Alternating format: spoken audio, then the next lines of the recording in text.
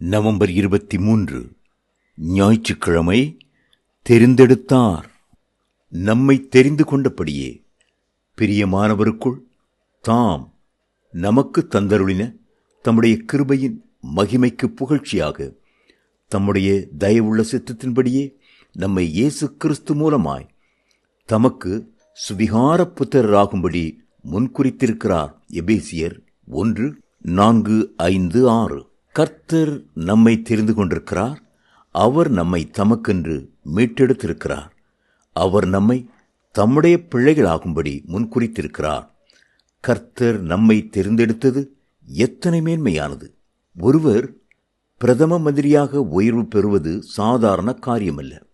முதலில் அவர் பாராளுமன்றத்திற்கு ஒரு உறுப்பினராக ஜனங்களால் தேர்ந்தெடுக்கப்பட வேண்டும்.